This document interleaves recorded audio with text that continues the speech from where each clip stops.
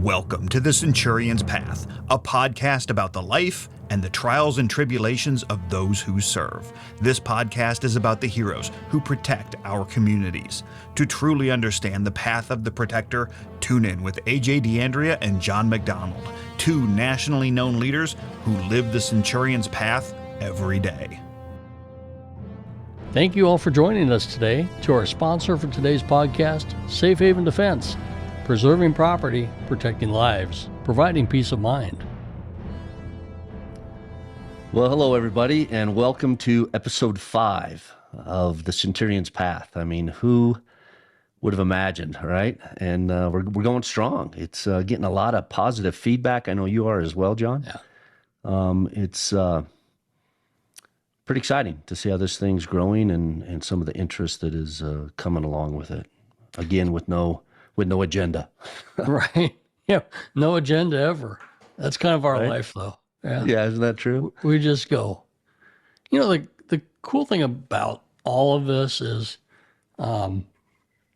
people that I haven't heard from in a long time reaching out saying, hey, I'd be interested in being on your podcast. I've got stuff I want to say. And I think this is the platform to do it. Totally. Yeah. I've got quite a few that have reached out as well, and some just interesting comments, and a lot of thank you. A lot of people coming out and saying, thanks for just being honest, and I don't think we've really cut into any tough conversations yet, right? No. It sounds like maybe I cut a nerve when I was talking about tattoos and beards last week. Hey, that's just real life. It's just the way it is, right? We can all agree to disagree, and Right. But other than that, it's been all really positive. Even that was positive. Some of it was in jest. Some of the conversations I had after the fact, but I'm really so excited about the opportunity to continue this next year because we've got a lot of podcasts planned with some really amazing people that have been doing incredible work and living that life of service. And we've just barely started touching on it. But, the one thing you can say about the fact that we're getting old is that we know a lot of people now. right. And they're still really relevant in this business. And to give them a platform and for us to learn and have the conversation and be that connection. I really like that. I'm excited about it. Yeah, I am as well. Oh. So I heard you had a heck of a week dealing with some threats. Why don't you kind of fill us in on that? We're certainly not seeing a decrease in school violence. It continues to be as escalated and elevated as ever. And, the work that I do today is support schools that find themselves in the midst of a threat, an imminent threat, maybe a threat that's just actually come to fruition. And now it's become a response and then a recovery. But in this case, we received a call from a very rural district that needed help. And, in our rural communities, whether it's law enforcement or schools, there's just not a lot of support. There's not a lot of opportunity for enhanced training at times. There's not a lot of opportunity to really understand because you've got so few students or so few members of your community, how to deal with this day in and day out. And then you've got a big, bad, scary situation occurring. And you think, who do I turn to? Where do I go? How do we fix this?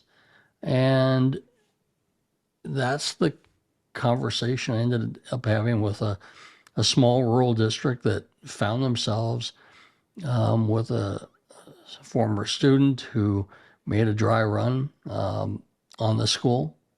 His, plan of attack, test run to see how far he could get, to see how far and how fast the response would be from law enforcement. In fact, when he was contacted later in a standoff with law enforcement, his response to them was that you got here faster than I thought you were going to. He knew what he was doing. He knew what his plan was. He had the weapon. He had the desire, and he certainly had a plan. And now it's really managing with the school district, with the law enforcement agencies, and the community to figure out how do we stop the behavior. It was so imminent that I reached out to the Secret Service. And the Secret Service has an incredible program where they will help throughout the threat assessment process. And they bring the National Threat Assessment Center and all of its resources to bear. And this little school district, very rural, 100+ students who didn't know where they could find support, didn't know where they could find help, all of a sudden have 5 members of the National Threat Assessment Team on a Teams call from DC and Kansas City and other places that are all focused on how do we help fix your problem. And I tell you, from a superintendent perspective, what that superintendent saw was help and hope. And you can't understand how important that is for people when they don't know where to turn.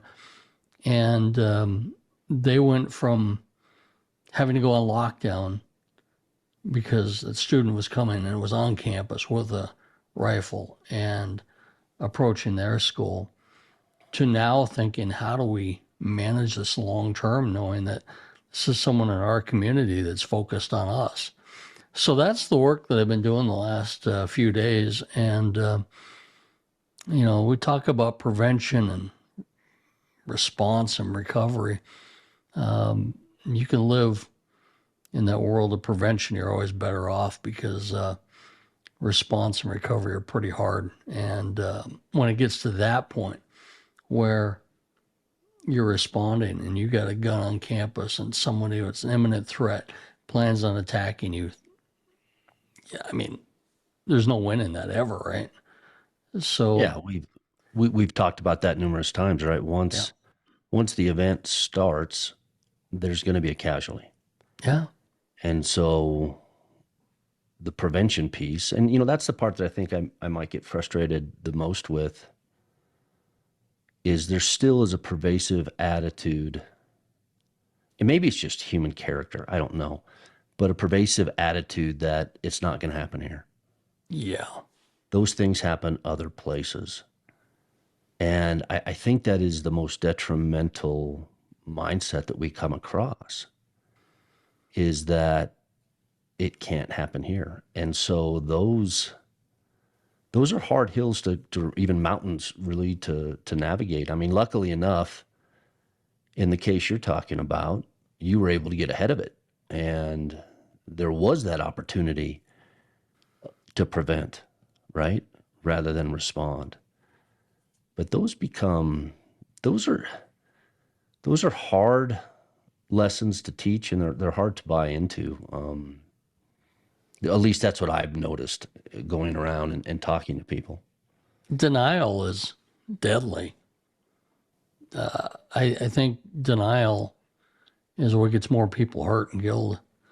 And I worry because, we've had 25 plus years of the modern day active shooter that we're dealing with.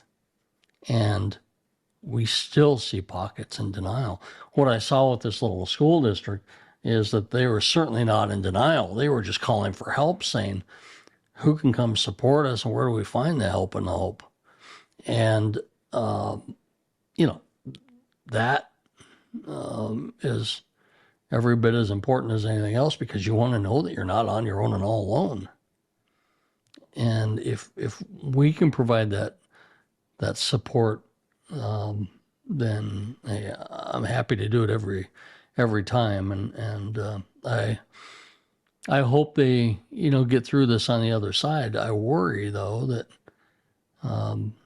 for too many, that given day is still coming. We're still not even anywhere near fixing this problem with whatever's going on with our society. It's ugly is what it is.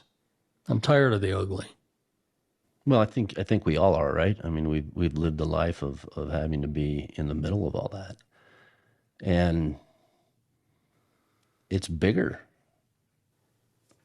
than just the preparedness of the schools and stuff, right? I mean, we look at the denial of our borders, the denial that, we are ripe for another attack on a larger scale within this country. And I think I talked about this maybe on every podcast that we've done, every episode so far, is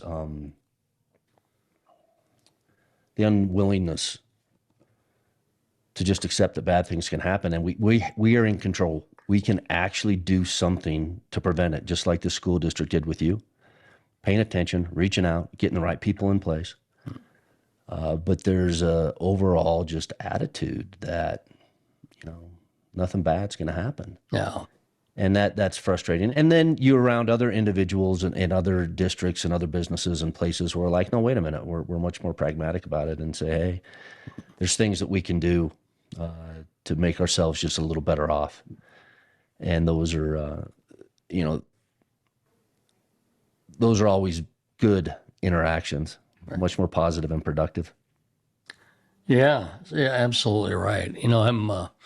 I've been so busy traveling the country over the last, I don't know, it feels like 3 months. I've been on the road constantly, and I'm ready for the holidays, maybe get a little bit of downtime. But I'm traveling the country. I'm in 8, 9 cities in 4, 5, 6 weeks, and I'm okay with that. I like the work and I enjoy it, but you're traveling all over the world, and you're spending more time in Canada. I'm surprised they haven't offered you like a dual citizenship at this point. You never know. It could come to that. Who knows? Right. But here's the thing that is interesting about that. When you're on the road and you're either at a conference or you're doing consulting, either with a government or a business, those are people that want to make a difference. Yes. You speak at a conference, people are there because they want answers, they want ideas, they want to be able to think through things. It's the ones that aren't showing up. Now, every now and then you get that one individual that shows up and said, I didn't think I was going to get anything out of this, but hey, this was really good. It was really positive, and thank you, right? You've given me some ideas to think about, to go back to my organization, my district, whatever it is, and concentrate on a few things. Those are extremely positive. But typically when we're out, like I said, either consulting or speaking, those people want to hear. Yeah. And I wish we just had more, and I know you do this as well as I do. When you're talking about some of this stuff, you're like, hey, go out and share this information. Make sure that people are having the conversation, preparing, not being scared. And there's so many different things. When we talk about those 7 pillars, right, what we concentrate on, that very, very first one of climate and culture is huge. It's on all of us. And we all play a role and a part in that. Yeah, I wish, and what they say about wishing, but I really wish that there was national leadership on climate and culture, that there was something that would bring people together. I don't know what it'll be or who it'll be. I still have hope that maybe one day it'll happen, but maybe not in our lifetime. But we desperately need it. And until we have it, there's no common cause. And I think, for us anyway, for us in this business, our common cause is doing all that you can to keep your most innocent, your most precious resource, your people, safe and secure and happy and thriving and not just surviving. I read a story about a young woman who's been in a school shooting, I believe a church shooting, and then an active shooter event in the community. Three mass shootings in her lifetime. That's remarkable to me. Yeah. That's awful luck, right? But God, we got to figure this out. It's making me more and more irritable. And maybe it's just the older I get, the more, you talk, and the more you want to make a difference and see something positive come out of this, other than just doing the work. But to think that that's where we're at right now, not just, as responders responding to multiple, but as citizens living through multiple tragedies like this, that's a lot. It is a lot. I do think, as frustrating as it is, there's also a ton of positive stuff, right? That comes from it, that keeps us motivated. I mean, it goes back to that original presentation we did back at the J. Edgar Hoover building, right? About Dark Nights of the Soul, those bad events, and finding positive things. And so for me, I was since our last podcast, I think I've been in 2 different places, and I was up in Vancouver for the Beyond 2000 conference, which was really a conference on resiliency, mental health, all of that. And what a positive event to be a part of, to have, people that are there that are looking for ideas, but are resilient in and of themselves, and to sit there and to listen to some of the speakers and some of the things that they've gone through, and they continue to push forward, right? And I can say that about you, everything you've gone through, the resiliency that you have to move forward and then still try to make a difference. And obviously you made a difference here at that rural school district that you were just talking about. But again, that's another area where I think we need to do a lot more work. A lot more work in not just resiliency within the community, but resiliency within the law enforcement, security, protector community. As far as, having the help, the resources to be able to keep moving forward and do this job. We talk about, and I think, I'll switch gears here, because I think a lot of it goes back on the leadership, right? And when I do my leadership courses, I talk about the 3 obligations, and I really believe they're obligations that leaders have back to their people, right? Your people will literally run to their deaths for you as a leader, as an organization. And as a leader, you have 3 obligations to take care of your folks. First, get them prepared for the job, get them, right? Mindset, tools, training, all of that. The second is get them through the job. That is the actual day of the event, what is taking place, be there, be engaged, and have their backs, right? When things might go a little rough. There's times to correct things when they need to be corrected, but right there, moment in time when maybe we don't have all the facts, I think we're way too quick to judge. And then the one where I think we might do those, the first one okay, the second one maybe not so good, but the third one I don't necessarily know if we do a great job on. But that is getting our people through the rest of their career, right?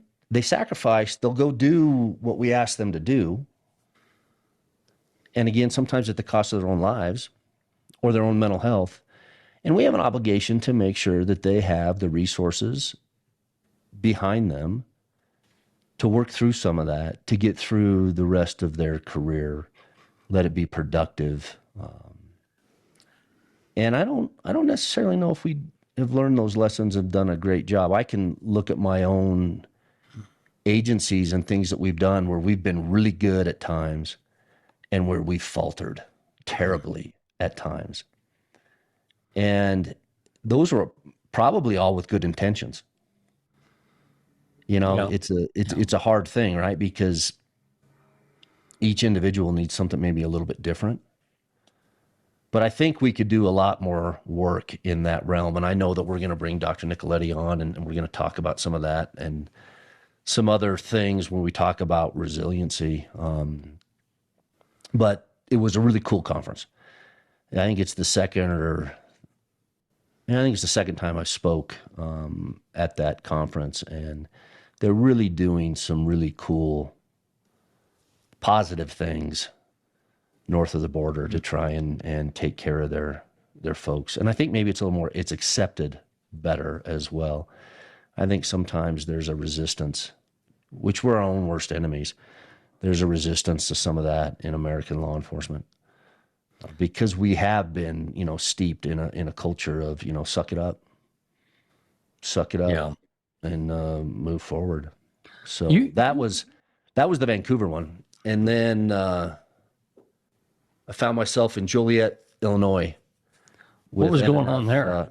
I was there. NNF Training Solutions runs an active shooter conference, and they put on a really good conference. They got some really powerful speakers that come in. In fact, one of those speakers we're gonna have on I think maybe our next podcast. I'm not gonna share that yet in case it falls apart, but and it's basically around active shooters, but they're delving into this conversation about mental health as well, which I thought was really cool. Each one of the presenters did a spin because it's different for everyone, right? Did a little spin on what they need for their own mental health. But it was really well attended, and it was interesting because on my day, which is the last day, and I do the whole 8 hours, there was about 50 additional educators that were there. And I would say half the room was fire service. Wow. Which was really, really cool to see. And I mean, they were totally engaged. Some great questions, some great feedback. So that's kind of where I've been. I've got one more trip to Canada here right after Thanksgiving, and then I'll be in Renton, Washington, doing a presentation, and then I'm back home for a little bit, I think. Nice. You spent a lot of your career, obviously training and teaching and sharing lessons learned about active shooter. But what are things I noticed about your presentations?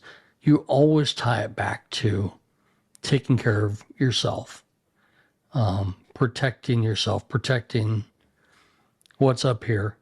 As you say, we do a lot to protect, our bodies. We wear a vest. We got all sorts of tools. But what are you doing to protect up here? And I think, we talk about modeling good behavior for others. And I think that's one of the things that you've really done so well is modeled for others that it's okay to protect yourself. It's okay to do the work that you need to do to be resilient, to have good mental health. And that's just important in life, not just on the job. And there's such value in that, I think, because you're right. We grew up in this world where, hey, you're not the one shot. Get up and go. You're fine. First school shooting I ever responded to, Deer Creek Middle School, the open house when we brought the kids back and the families back, we had this guy show up, great big biker guy. And he said, I'm here to take a tour. And that was the same exact words the shooter had used 3 days earlier. So everybody spiraled up. And when I talked to him, I said, are you a parent here? He said, no, I was a student here in 1981 when the first shooting happened at this school. And my best friend was shot and killed. And they patted me on the back and told me I'd be okay and go back to class. And he said, I'm not okay. I haven't been okay since. He said, I don't know what to do. He said, because you just had the same thing happen here, 30 years later, and I'm struggling right now. And we ended up getting him mental health support. And the mental health team did a fabulous job with him. But it just made me realize that those words, you'll be fine. go back to class. That's not good mental health. No. Patting someone on the back and saying, get back to doing what you do, that's not going to be a successful outcome. Right. So, And it's, the thing, it is a two-way street. And I have tried to model it, but sometimes that's off-putting. Sometimes you've got individuals that don't care that you try to model it. And there is a thing, it is a two-way street where we have leadership and we have followership. And when you're in a good spot, when you've got good followership that are saying, okay, let's see where this is going. I'm going to do my part, right? Yeah. Instead of being resistive and maybe antagonistic to what you're trying to get done. But as a leader, you've got those people that maybe it is off-putting too. You still need to continue because you're still reaching out, you're touching the majority, and you're giving the majority the opportunity to maybe make themselves a little bit healthier, understand themselves a little better. And when we're healthier mentally and emotionally, we work better. yeah. And we're better peers. We're better, in probably every aspect of our life. But that was always an interesting dilemma for me because obviously everyone needs something a little bit different. And again, no malice in anyone's heart, I don't believe. But sometimes they, particular individuals, they get a little bit fired up about Sure. it, and so the modeling is hard. And so again, that's where that followership, it's interesting to me. We spend a ton of money. We send everybody to leadership and police organizations, the LPO program, and all the theories that are there and all the stuff that's there. And then I would notice we would come back and that stuff just sat on a shelf in the book. Yeah, right. And it's harder to actually push that into real world practice, but you can't quit trying. You can't quit. Like I said, you reach that one individual and you make their lives a little better than all the other rough roads and the bumps. It's worth it. I was thinking the other day, I read a story. I think LA had 4 or 5 officer suicides in one day. It was heartbreaking to read. And I was thinking about that resiliency piece and that mental health piece and, just how devastating that is to an entire organization. And I know you've, lived through it with friends personally. I have too.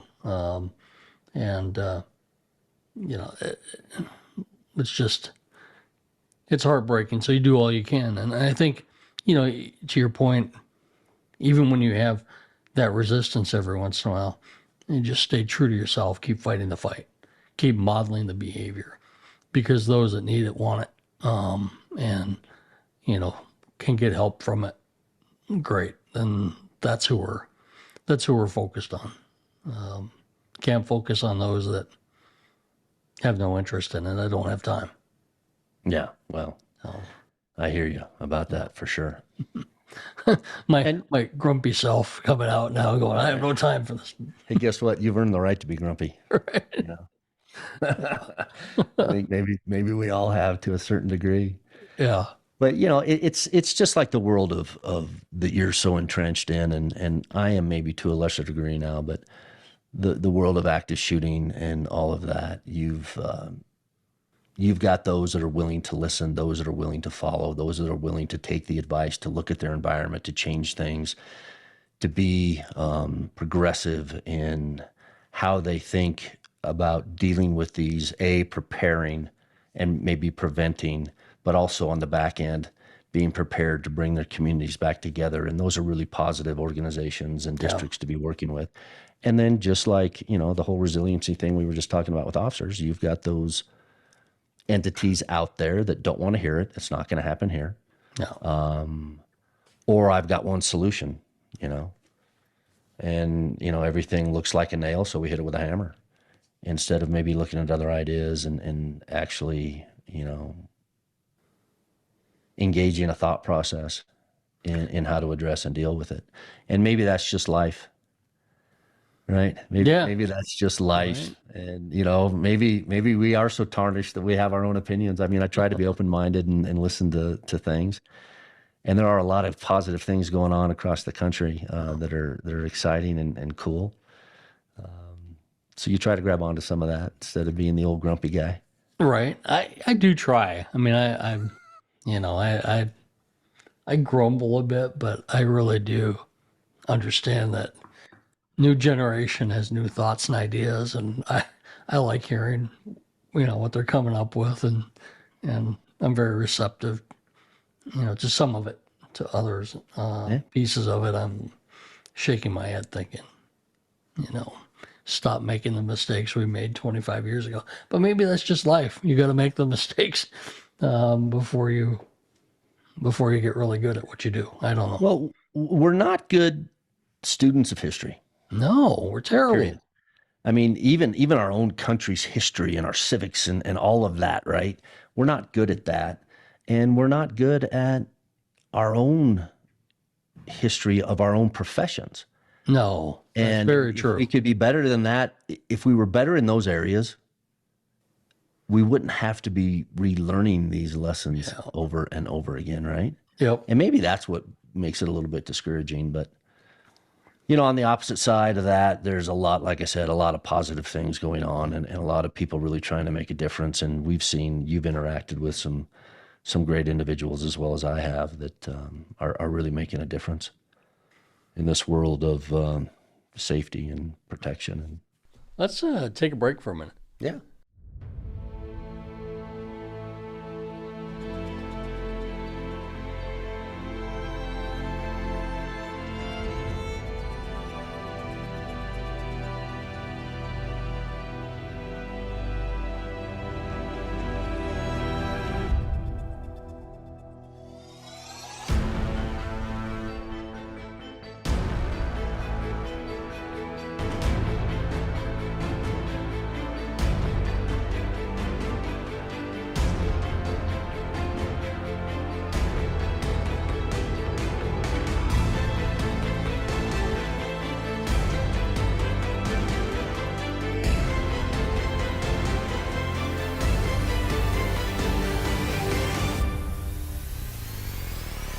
Safe Haven Defense, preserving property, protecting lives, providing peace of mind. It's going to be a busy next year. I've got you coming out to Missouri, like, I don't know, 5 trips, I think already. 4 or 5 trips. Yeah, and that's before May, I think, or June. Right. Yeah, I'm gonna. Maybe I'll need to get an address in Missouri as well. No kidding. Hey, well, welcome to the Ozarks. You know, it's but you know, I think for me, the opportunity to have you out here, you know, really is about building the foundation that we built in Colorado together, of a foundation of the open, honest, direct conversation about real life experiences, the wins, the losses, the you know, the tragedy, but also the recovery and the resiliency, and sharing those lessons learned. I just keep feeling like there's real value and honor in that, and there's a lot of people that haven't had the opportunity to hear us present, and I'm excited about continuing to do that with you. So that's gonna be pretty fun. Yeah, I'm And good work. So definitely looking forward to 2024. Although my calendar's even busier than 2023, so I don't know. I might have to need 2 of me or 3 of me. I'm going on vacation for the first time in 12 years. I'm really excited. I'm really excited about that for you. I'm a nervous wreck, but you know, I don't know how to shut it down. And so I don't know what that's going to look like. It'll take me probably 4 days, 5 days to just shut it down. But hopefully it's quicker than that, right? I hope so. Just take the opportunity and live in the moment, which I know is hard for you to do because you're always prepared and you're always analyzing everything that's going around you. But what a neat experience this is going to be for you guys to just be able to go and relax. And you know, I pray that the world is calm, that there's no major things that erupt more than what's going on. So it does allow you the opportunity just to breathe and you know. I'll have my go bag ready. Imagine that, right? Right. Imagine that. I you know what?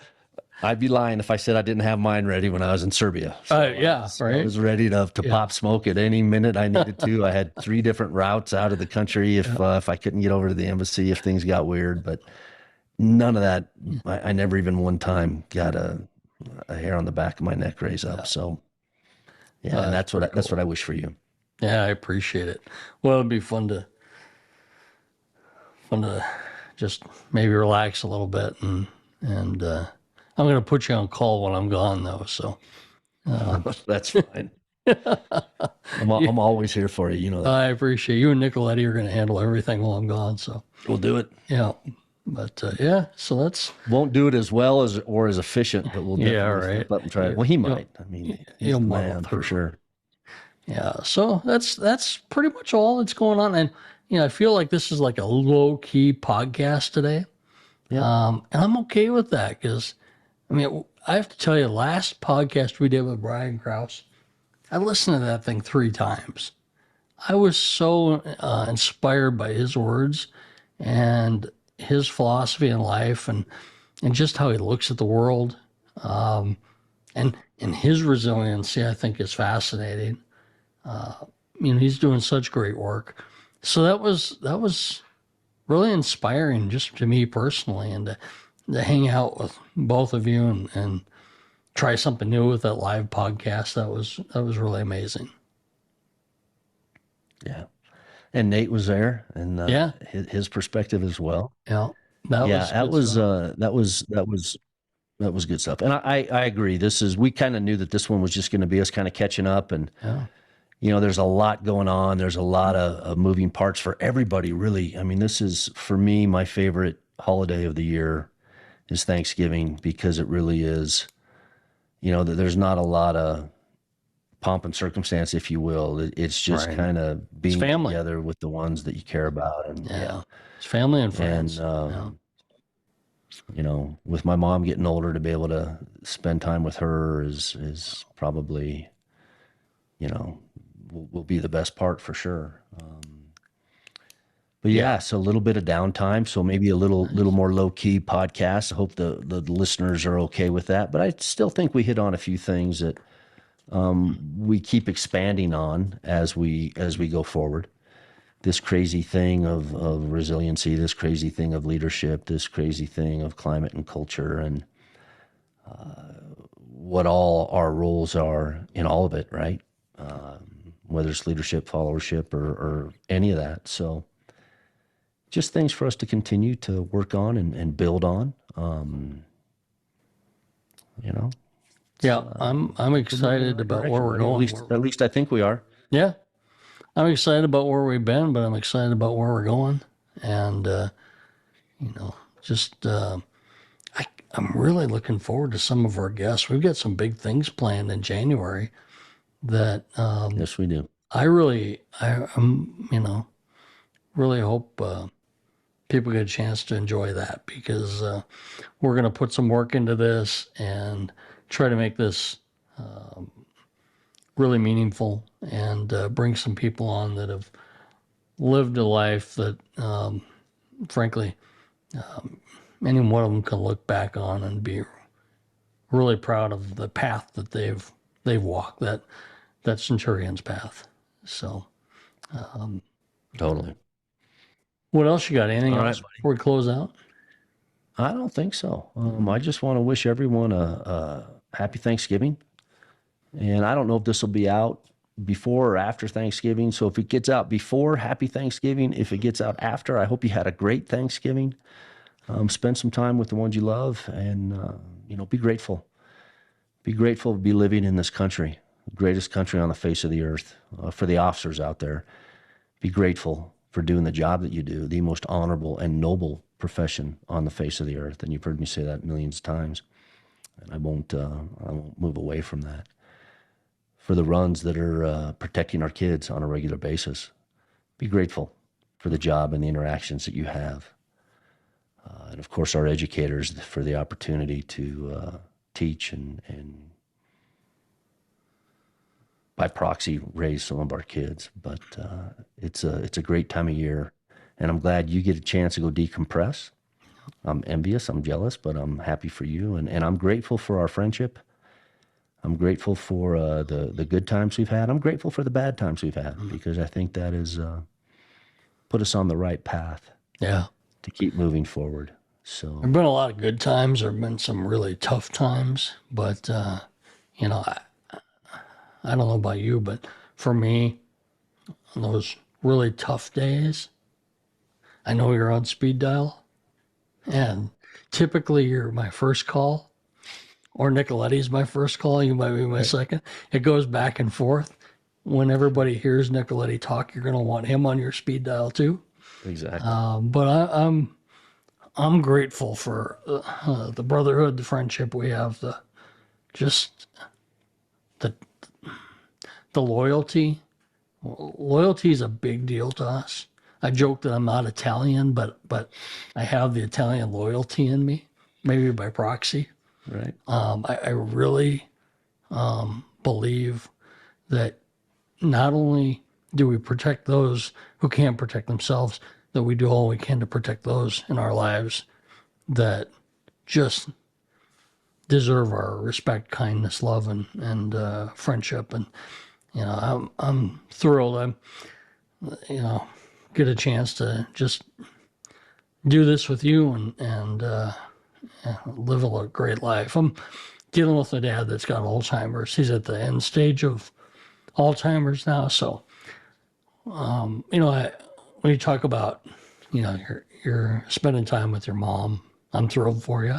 I would give anything to spend another Thanksgiving with my mom or dad, and the time has passed, unfortunately. But give your mom a big hug for me. I absolutely adore her.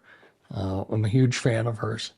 I will do that, and I promise you we'll put a big smile on her face. All right, She's buddy. An amazing woman. And as we do each episode, we'll sign off with this. To us, and those like us, the Centurions, damn few left. Cheers.